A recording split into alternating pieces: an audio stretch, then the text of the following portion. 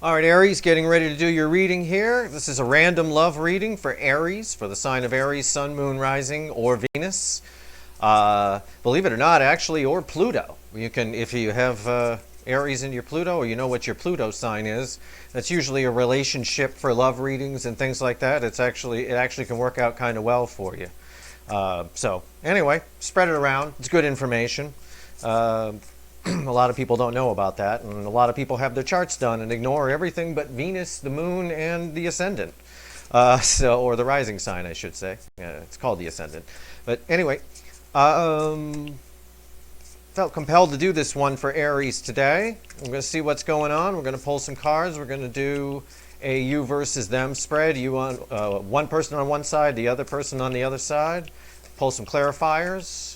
And we're going to, you can pick whichever side you identify with. I'm going to say the side on the left is you, and the side on the right is them. But if it's reversed, it's reversed. Here we go. Let's cut the cards. Let's see where we go with this. Let's see what's going on. If this reading is timeless, by the way, so when you find it, it's for you. And if the title brought you in, if you felt compelled to click it because of the title, then there's probably something in here for you, so you might want to stick around. Let's pull the first card here. Two of Swords. Oh, sorry, dropped the mic. Sorry about that. Pardon the noise as I rehook my mic back up. I'm wearing one of those floppy shirts today. It keeps falling off. All right, there we go. Sorry about that. For those of you wearing headphones, you probably hate me right now. Let's hope that doesn't happen again. The next card out is the Queen of Cups for the other person on the right. So someone on the left is the Two of Swords. Someone on the right is the Queen of Cups. All right. So let's pull a few more cards here, and let's take a look at this Two of Swords. We have the Page of Cups and the Nine of Wands. Okay. And then the Page of Cups and the Nine of Wands and the Two of Swords. And for the card one on the right, let's pull a couple of cards. We have the Eight of Wands. Yep. And we have the, I was pulling the energy and I was just thinking, that's going to be a communication card. I knew it. And the Seven of Wands. Eight of Wands and Seven of Wands together. And that actually makes some sense. On the overall energy, what I usually do is I look at the cards as a whole and I just kind of get an overall energy for the story here, the baseline story of what's happening. And what we've basically got here is we've got the person on the right, the other person wants to reach out to you. We're going to call you the one on the left just because I need to say something. So this person over here wants to reach out to you.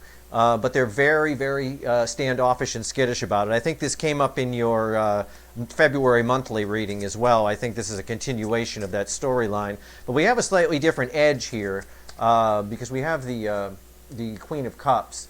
And we have the Two of Swords over here for on your side and the Nine of Wands.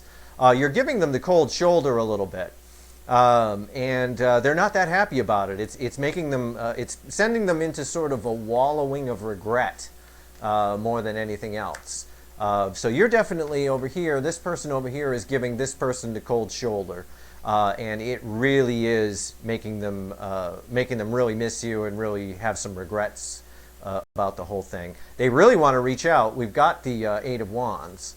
But the Seven of Wands here is sort of blocking it. The Seven of Wands is defensive. It's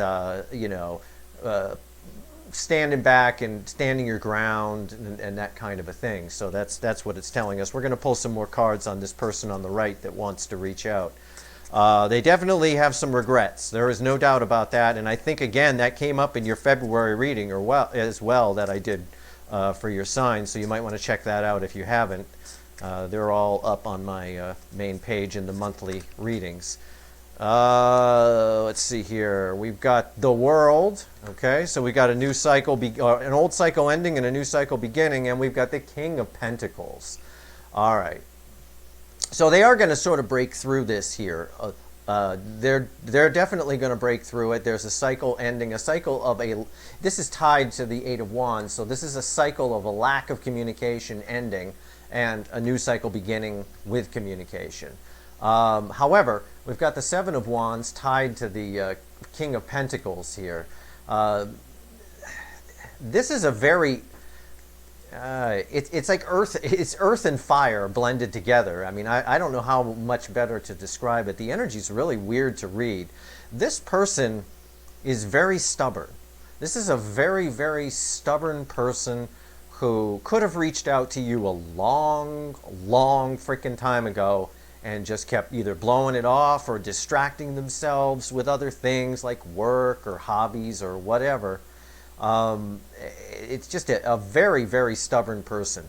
And I'm going to pull another card on that. What's this person? The Lovers. Okay. Top of the deck there, top of the stack over here on this side is the Lovers. So it's definitely, I think, again, this came up in your February reading. This is a soul connection for sure. I don't want to call it twin flame. I don't have any twin flame indicators. I like to look for a little more than just the Lovers for that. But could be. It could be twin flame. There's no doubt about it. But you definitely have a soul connection with this person. So what's happening is you've given them the cold shoulder. Your little Two of Swords and your Nine of Wands over here. You've given them the cold shoulder, and they are just, it's just driving them crazy. It's making them wallow in regret. They're like, oh no, you know, it's an oh no moment.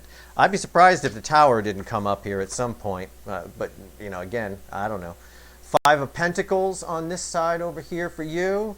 And the Sun. So you might be dealing with a Leo. It's Leo's card, you know, doesn't have to be. But there's definitely some Leo energy at play here, whether or not you're dealing with a Leo specifically. These two cards over here, this one's tied to the Page of, what is it, the Page of Cups? Yeah, Page of Cups. And the Sun is tied to the Nine of Wands. You're going to listen to them, but sort of like when they communicate with you, you're sort of like this rose here, you know. It's just sort of a, yeah, all right, you know. When you get the message from them, you're going to sort of look like that rose, like, oh, jeez. You know, you might want to crack if you're a guy, you might want to crack a beer, you know, or if your girl drinks beer, crack a beer, you know, or get some wine or something like that, you know, but before you even open the message, or if you see them on your caller ID or something like that.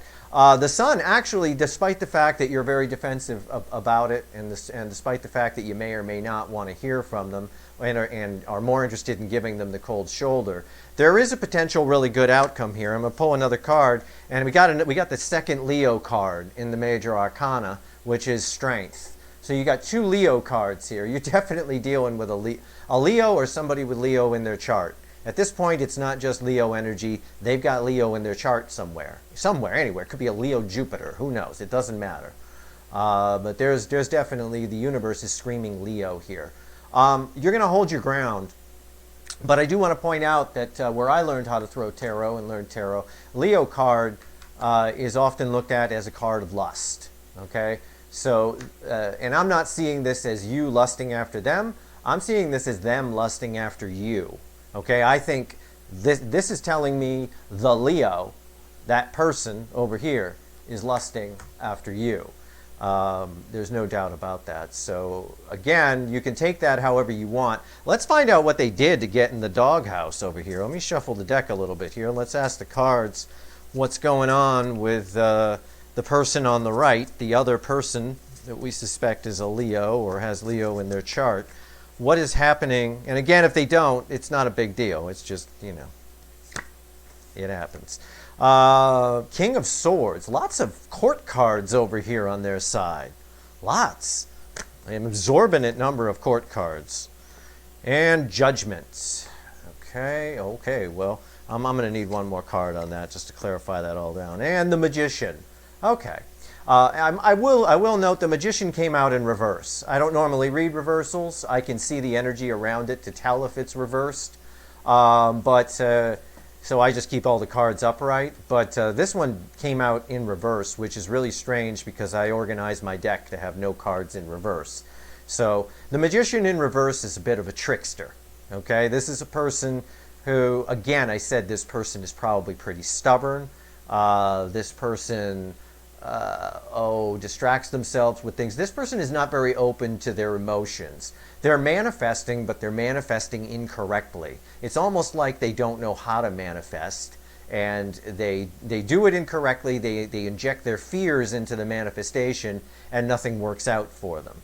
And they take it out on other people. What they may have done, what these cards together tell me, what's really interesting, and I can even add the Lovers to it, is this may be a situation where someone else did them wrong and they're taking it out on you.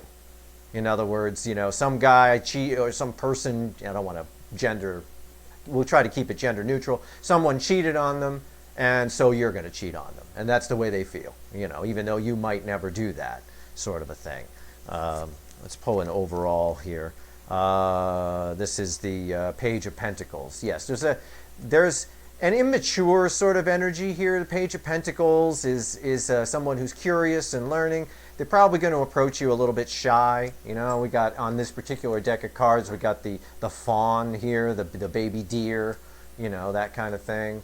So let's take a look. Let's pull a couple of final cards on your side and figure out how you're going to react to this person. What are you going to do, basically? Let's clarify over here a couple of top cards. Let's see what's going on.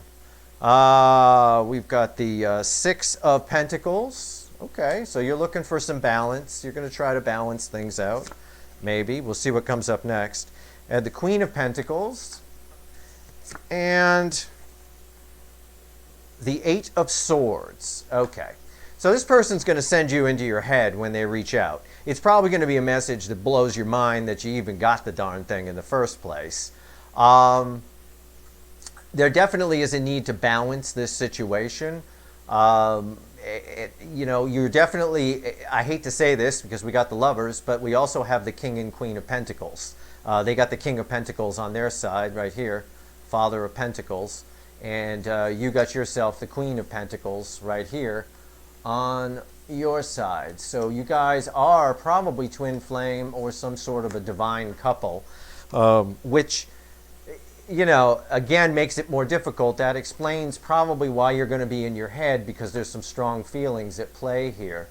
I don't think this is what's the potential outcome? I'm going to throw a card for the center that says both. What's the potential outcome for Aries here with this person? So let's see if you should even bother trying to find that Six of Pentacles balance. But you're definitely going to be all up in your head about it. There's no doubt when you hear from them, you're going to be, because they're probably going to come in and they're going to tell you how they've changed and all. We all know the drill. Yeah, you've changed, and you're no longer going to hold me responsible for what the other person did and all that stuff. Yeah, sure. Right, whatever. The Hanged Man. Okay, so that's the potential outcome for this. Again, it's sort of it's not always the dark night of the soul the way I see this. This is just an extension of the Eight of Swords. So let's take it out one step further. The Six of Wands, there is a chance for victory here. Butterfly says, and butterflies are transformation. They're always symbols of transformation. I like this Six of Wands card. It's actually a very cool card. Because of the imagery on it, mostly. It's not just the Six of Wands, it's not just victory, but it does have a sign of transformation on it. So if you can get out of your head about it a little bit, now I'm going to give you the advice on this to not overthink it. If you're an overthinker, don't do that. This is a connection, when you have a divine connection or you have a twin flame type connection like this, with the King, the King and Queen of Pentacles and Lovers, that's a pretty good indication of it. There is no logic to it. There is no way for the brain to apply logic to, because you may not even get along with this person, you may argue with this person, you may they may drive you crazy, but the thought of them not being around drives you crazier. There's no logic that goes along with it. There isn't anything you can do mathematically on a whiteboard, drawing all kinds of stuff, trying to figure it out. Your best bet is to not overthink it, not get into this Eight of Swords and this Hermit here too much. Or Hanged Man, I mean. You're better off being in the Hanged Man than the Eight of Swords. The Hanged Man is much more productive than the Eight of Swords. The Eight of Swords, you just go round and round and round and never leave this cocoon. So don't overthink it. They are going to come in and they're going to tell you they've changed, and they're going to do all sorts. They're going to get past it. They don't like that you've given them the cold shoulder. My advice is that's working. So keep giving them the cold shoulder until you hear from them. Because if you stop giving them the cold shoulder, I think that's gonna null and void all of this potential communication. This Eight of Wands over here, what might be null and void. I think, based on these cards, the only reason the Eight of Wands is even here and the World card is because of the cold shoulder of this Two of Swords and this Nine of Wands that you're giving them. So make sure you don't stop that tack, because it seems to be working. Again, do what you want. It's just my advice. It's just I'm just reading cards here. That's what the cards are telling me. That's what the energy around the cards is telling me. And that's, whatever. But you do what you think is right. Only you know your situation, and only you know what's right for you. So take it for what it's worth, I guess, is what I'm saying. But that's what the cards are saying. Okay, so that's it, Aries. I hope you enjoyed this reading. If you like it, please like, share, and subscribe. I'm really trying to grow this channel. There's going to be a lot of these random videos as they pop in my head, as I feel they need to be done. If you want a personal reading, I'm not set up formally for it yet, but there is, if you got a problem and it's keeping you up at night, in the description of every video at the bottom is my email address, and you're more than welcome to request a personalized reading if it's something you want for your specific situation. I can definitely dive in for you and go deep. Anyway, thanks for watching.